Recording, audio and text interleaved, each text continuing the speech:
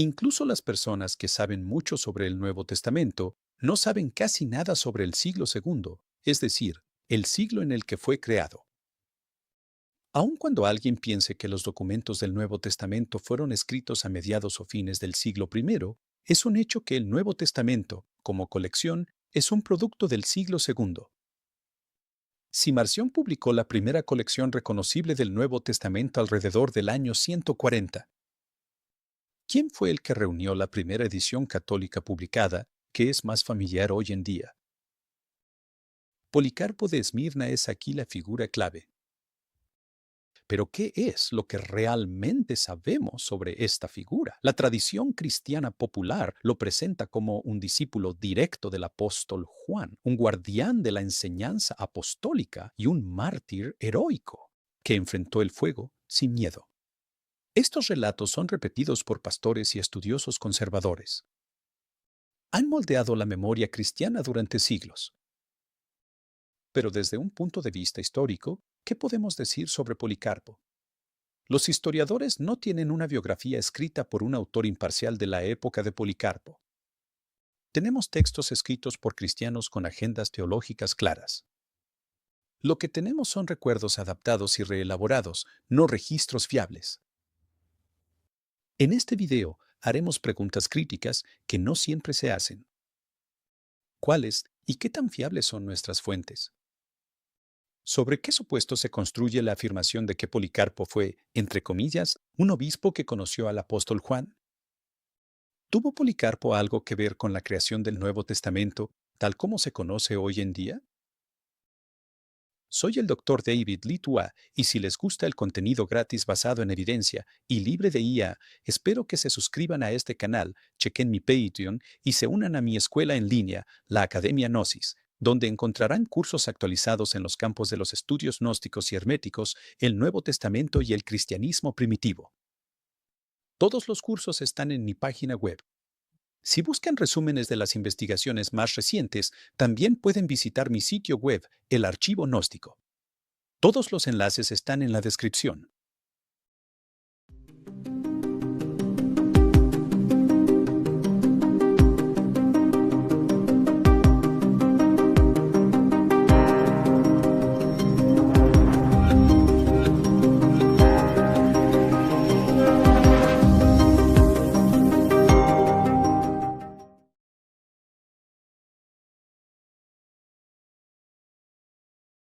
Antes de hablar de Policarpo, tenemos que hablar sobre nuestras fuentes sobre Policarpo, cuáles son, cuándo fueron escritas y por qué.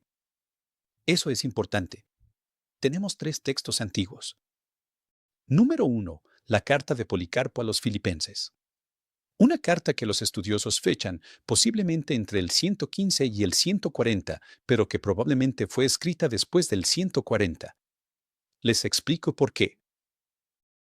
Ireneo, contra las herejías, libro 3, escrito en los años 180 por un teólogo con objetivos polémicos muy específicos. Y el martirio de Policarpo, un relato martirial probablemente compuesto a mediados del siglo III, para glorificar a Policarpo y hacer que las circunstancias de su muerte se asemejaran a las de Jesús. Pero cada uno de estos textos es una creación literaria, no un informe imparcial. Reflejan las preocupaciones de las personas que los produjeron. Así que debemos preguntarnos qué problema intentaba resolver cada autor. ¿Cómo pudo ese problema haber influido en la manera en que retrataron a Policarpo? ¿Qué podemos y qué no podemos inferir de manera confiable?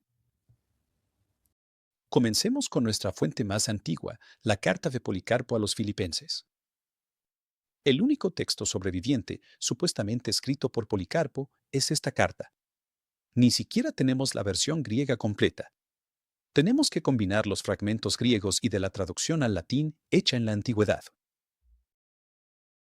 En los manuscritos griegos, este texto suele transmitirse junto con la recensión larga de las cartas de Ignacio de Antioquía. Es decir, la carta de Policarpo aparece junto con las cartas de Ignacio. Esta versión de las cartas de Ignacio, la recensión larga, es universalmente reconocida como una falsificación del siglo IV. Entonces, ¿por qué las cartas de Policarpo estarían asociadas con la edición griega? ¿Con otra colección de cartas falsificadas? Esto se debe a que en la carta de Policarpo, él mismo se presenta como el primer recopilador y remitente de una colección de cartas ignacianas. Uno podría pensar que la carta de Policarpo es también una falsificación, ya que funcionaría como coartada para un conjunto de cartas falsas. Casi todos los estudiosos consideran auténtica la carta de Policarpo, porque es mencionada por Ireneo a fines del siglo II y por Eusebio a principios del siglo IV. También infieren que el Policarpo histórico en verdad recopiló una versión original de las cartas de Ignacio y que esa colección original era legítima. Pero todo esto está sujeto a debate. En realidad, no tenemos idea de que estaba recopilando el autor de la carta, si es que estaba recopilando algo. Lo que sí podemos ver en la carta de Policarpo es que se trata de una exhortación pastoral centrada casi por completo en cuestiones éticas. Es un tratado sobre la rectitud que anima a los líderes cristianos en Filipos a no dejarse llevar por el amor al dinero. A partir de la carta, los estudiosos han inferido que Policarpo tenía un papel pastoral y que abordaba problemas reales de la Iglesia. Pero me gustaría señalar lo que la carta no nos dice. La supuesta carta de Policarpo no nos habla sobre su nacimiento y crianza, sobre su relación con el apóstol Juan, nunca menciona a Juan, ni sobre la forma en que murió. Probablemente lo más estudiado y lo más revelador de la carta es su uso de las escrituras. Aunque la carta básicamente ignora los textos de las escrituras judías, cita más textos del Nuevo Testamento que cualquier otro texto del siglo II en relación con su tamaño. Es y puede describirse como un pastiche o un collage de citas y alusiones al Nuevo Testamento. Algunos estudiosos la han calificado como un quinto o un mosaico de textos que da prioridad a las cartas paulinas, a Primera de Pedro, Primera de Juan y a la carta conocida como Primera de Clemente. De hecho, la carta de Policarpo suele considerarse la primera evidencia razonable del uso de Primera de Pedro, Primera de Timoteo, Segunda de Timoteo y Primera de Juan. El contenido de la carta de Policarpo no es precisamente creativo, pero lo que sí es creativo es la manera en que enlaza textos del Nuevo Testamento. Veamos este ejemplo. Al principio de la carta, Policarpo supuestamente escribe, cito, aunque no lo han visto, refiriéndose a Cristo, confían con un gozo inexpresable y glorioso en el que muchos desean entrar, sabiendo que han sido salvados por gracia, no por obras, sino por la voluntad de Dios a través de Jesucristo. La primera parte de esta frase claramente proviene de Primera de Pedro 1, versículo 8, cito, aunque no lo han visto, creen en Él y se alegran con un gozo indescriptible y glorioso. Es casi una cita textual. La parte que dice, cosas en las que muchos desean entrar, nos recuerda otra frase en el mismo contexto de Primera de Pedro, cosas en las que los ángeles desean mirar.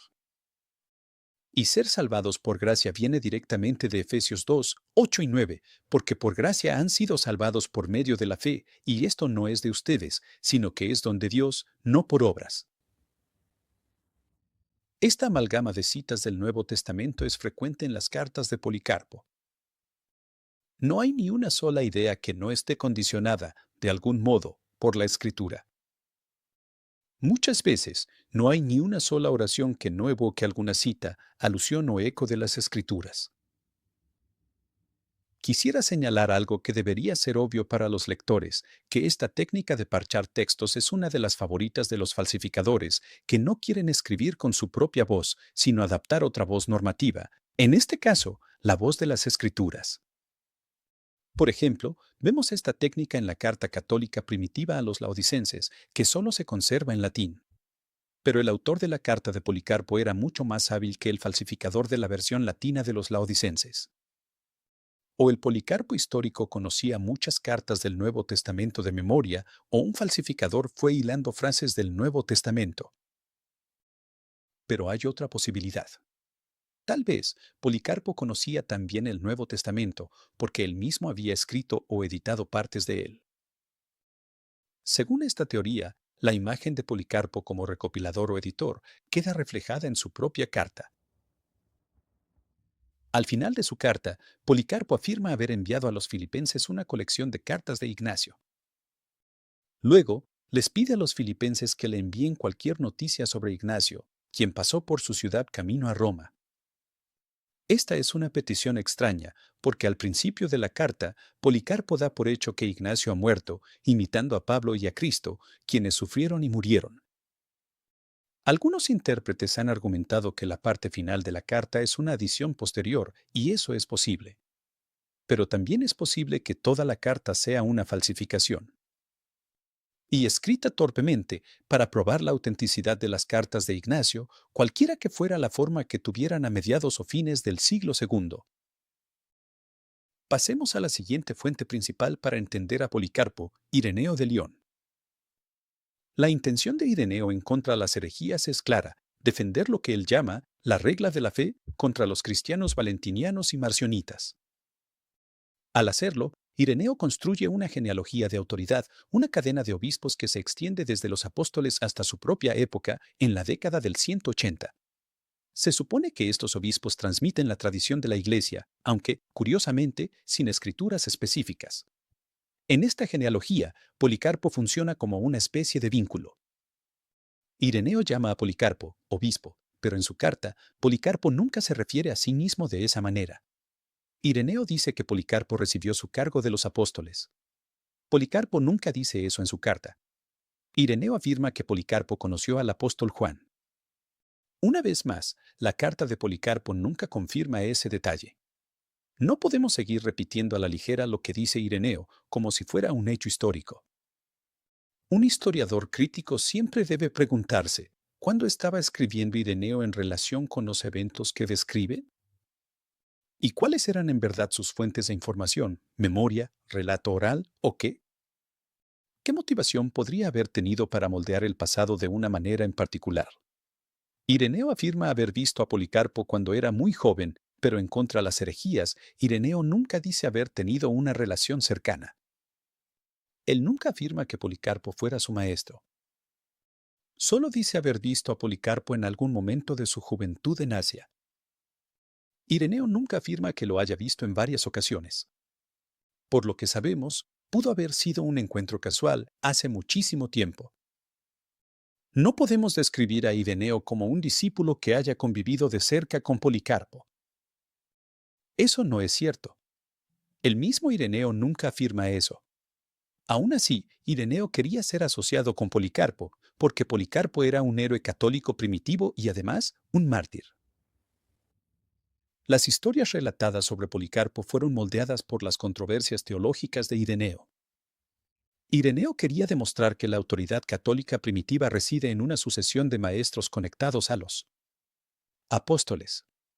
Ireneo convirtió a Policarpo en un vínculo entre los apóstoles y los obispos posteriores.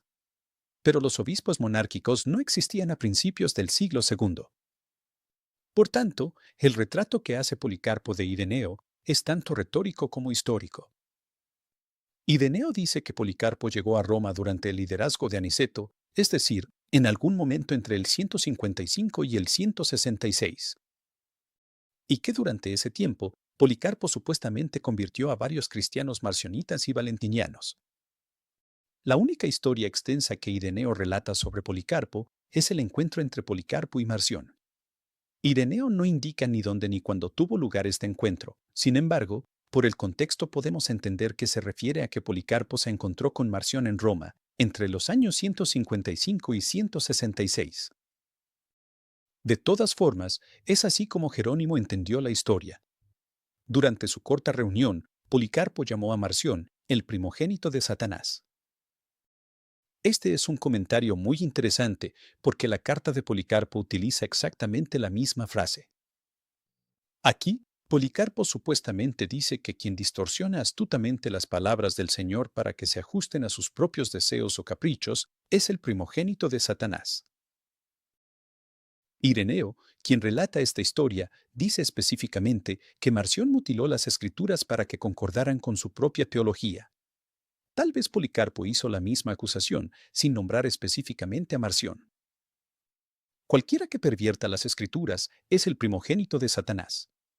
Marción lo hizo, por lo tanto, Marción es el primogénito de Satanás, o el primero en ser llamado así. En su informe sobre las herejías, Ireneo dejó más clara la conexión con Marción. Evidentemente, Ireneo dio por fiable el informe sobre Marción como el primogénito de Satanás. Describió a Marción como alguien que verdaderamente hablaba con la boca del diablo, alias, la serpiente. Por tanto, quien haya escrito la carta de Policarpo dio por buena la misma tradición, probablemente también dando a entender que Marción negaba la resurrección y el juicio. Siendo honestos, ninguna de estas acusaciones es cierta, pero todas encajan en un retrato heresiológico estereotipado de Marción que se hizo popular a fines del siglo segundo. Por lo tanto, la carta de Policarpo encaja en un periodo entre el 140 y 170. Recuerden que Marción publicó sus escrituras alrededor del año 140, así que solo se podría saber si él las distorsionó después de esa época. Pero podemos precisar más. Creo que sí, si asumimos que las epístolas pastorales, es decir, 1 y 2 Timoteo y Tito, aparecieron alrededor del año 150. Algunos estudiosos creen que estas epístolas surgieron a comienzos del siglo segundo, entre los años 110 y 140. Otros entienden que las llamadas epístolas pastorales responden específicamente a Marción, lo que situaría su composición más cerca del año 150. Pero Policarpo, o el falsificador policarpiano, hizo un uso claro de Primera de Timoteo y probablemente también de Segunda de Timoteo. Por lo tanto, es probable que ya tuviera las cartas pastorales como una colección. Si estas cartas no surgieron hasta alrededor del año 150, entonces la llamada carta de Policarpo debe fecharse después del 150. Hay que tener en cuenta que no existen otras citas seguras de las cartas pastorales, sino hasta fines del siglo segundo. Y es solo Ireneo quien claramente cita las epístolas pastorales y asigna su autoría específicamente a Pablo. Existe incluso un argumento según el cual el propio Policarpo compuso las cartas pastorales. Hans von Campenhausen lo demostró. Policarpo y el autor de las pastorales compartían un interés en la tradición, en la moralidad, en los oficios eclesiásticos y en promover una imagen particular de Pablo como conservador social. No basaron su moralidad en una teoría sobre el inminente fin del mundo. Más importante aún es la forma y estructura epistolar que comparten Policarpo y las pastorales.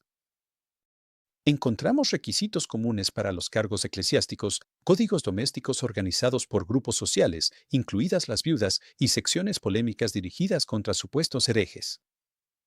A veces, los mismos temas aparecen en el mismo orden. En ambos autores, también encontramos al obispo como el primero entre iguales. Las cartas parecen compartir al menos un enemigo común, a quien Campenhausen llama los gnósticos ascéticos.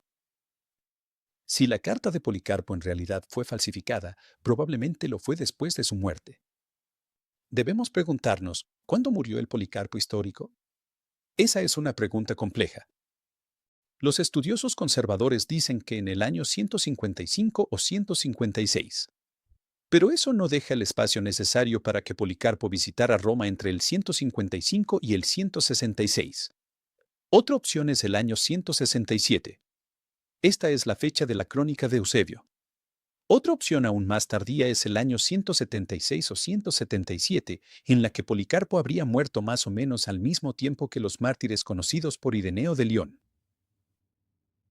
No tenemos certeza, pero creo que es seguro decir que Policarpo murió en algún momento entre el 160 y el 177 durante el reinado de Marco Aurelio.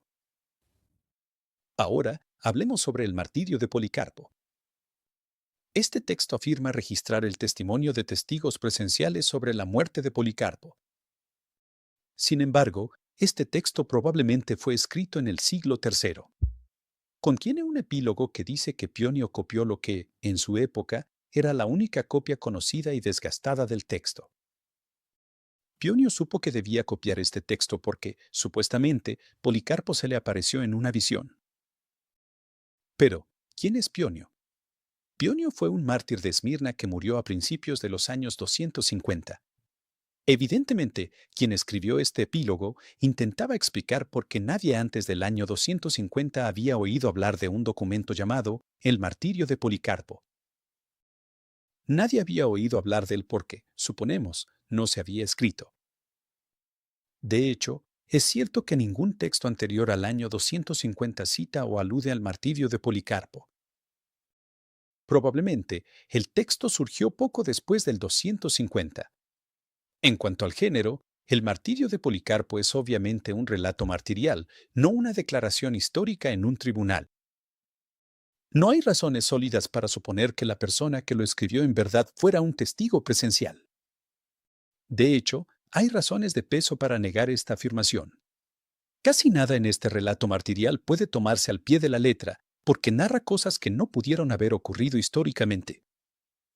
Por ejemplo, el martirio de Policarpo dice que cuando Policarpo entró al anfiteatro donde iba a morir, una voz del cielo resonó, exhortándolo a ser fuerte.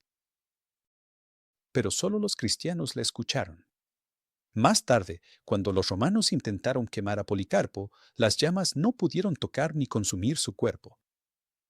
Policarpo simplemente estaba de pie dentro de una especie de burbuja de aire. El fuego a su alrededor formaba una esfera alargada, con la forma de la vela de un barco. Y en vez de quemarse como un trozo de carne, el cuerpo de Policarpo se horneaba, y despedía un dulce perfume que solo los cristianos podían percibir. Para matar a Policarpo, los romanos tuvieron que usar otra táctica. Ordenaron a un soldado que atravesara su corazón con una daga. Esto también parece imposible, porque si un hombre con una daga se hubiera acercado, habría sido consumido por la vela de fuego que rodeaba a Policarpo. Aunque las llamas eran enormes, se dice que la sangre que brotaba del corazón de Policarpo apagó todo el fuego. Pero ahí no terminan los prodigios. Además de la sangre que brotaba a borbotones del corazón de Policarpo, apareció una paloma que salió de su caja torácica y voló hacia el cielo. Incluso si de alguna manera pudiéramos creer que el cuerpo de Policarpo estaba hecho de asbesto y que un hábil hombre con daga pudo perforar el corazón de Policarpo a corta distancia, los lectores más devotos tienen que poner un límite con la paloma que supuestamente estaba escondida en el pecho de Policarpo. Así que, si no podemos creerle al autor con respecto a la paloma, o la voz, o el fuego, o la daga, o la sangre abundante, no podemos creer nada de lo que este autor quiera contarnos, incluyendo su afirmación de que es un testigo ocular. Como fuente para la historia del siglo II, entonces, el martirio de Policarpo en realidad no es muy útil. Nos dice lo que ya sabemos, que Policarpo fue martirizado en Esmirna en algún momento de mediados a fines del siglo II. Entonces, ¿qué es lo que en verdad podemos saber del Policarpo histórico? Después de analizar críticamente la evidencia, podemos concluir que fue algún tipo de líder cristiano en Esmirna a principios del siglo II. No era obispo ni tenía autoridad sobre todos los cristianos de su ciudad, ya que tuvo que debatir contra varios enemigos cristianos. Principalmente, se le recuerda como un opositor de Marción, por lo que probablemente se encontró con Marción o con sus seguidores en Asia, Roma o en ambos. Fue ejecutado por el Estado romano en algún momento durante el reinado de Marco Aurelio, probablemente entre los años 160 y 176. Menos seguros, pero creo que probables, son los siguientes puntos. Quienquiera que haya falsificado la colección inicial de cartas ignacianas, también falsificó total o parcialmente la carta de Policarpo para que sirviera como autenticación de la colección ignaciana. Sin embargo, de manera indirecta, la carta de Policarpo autentica el Nuevo Testamento católico primitivo porque, supuestamente, muestra a un padre apostólico que nunca afirma ser apostólico, citando frecuentemente la versión católica primitiva del Nuevo Testamento. No podemos fechar la carta de Policarpo como temprana, porque es una falsificación. Como el falsificador conocía a Marción y las epístolas pastorales, probablemente estaba escribiendo después del año 150, pero antes del 185, cuando Ireneo estaba terminando contra las herejías. Si el falsificador escribió después de la muerte de Policarpo, entonces probablemente trabajó en algún momento entre el 166 y el 180.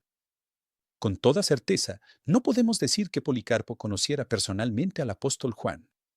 Tal vez conoció a algún tipo de anciano llamado Juan, pero definitivamente no al apóstol. No podemos afirmar que haya sido nombrado obispo. Todavía no existían obispos monárquicos y no había apóstoles que pudieran nombrar a Policarpo como obispo monárquico. Todo esto es una leyenda católica primitiva diseñada para convertir a Policarpo el mártir en un héroe. Dicho todo esto, Policarpo de Esmirna es muy importante para la historia de la Iglesia primitiva y la historia del canon, no porque las leyendas sobre él sean ciertas, sino porque la manera en que los cristianos escribieron sobre él revela cómo el catolicismo primitivo construyó sus mitos fundacionales. Por tanto, en vez de preguntar qué fue lo que logró Policarpo, deberíamos preguntar qué nos dicen los textos que han sobrevivido sobre la memoria y la identidad católica en el cristianismo primitivo. Otros historiadores no estarán de acuerdo con mis conclusiones en este video. Les recomiendo que ustedes investiguen por su cuenta. Pondré las fuentes en la descripción. Mi objetivo aquí es sencillo: mostrar la investigación y acción histórica, rigurosa y crítica, sin dar trato especial a la veracidad de los textos cristianos. La historia no toma los textos o tradiciones al pie de la letra, solo porque respaldan a grandes instituciones.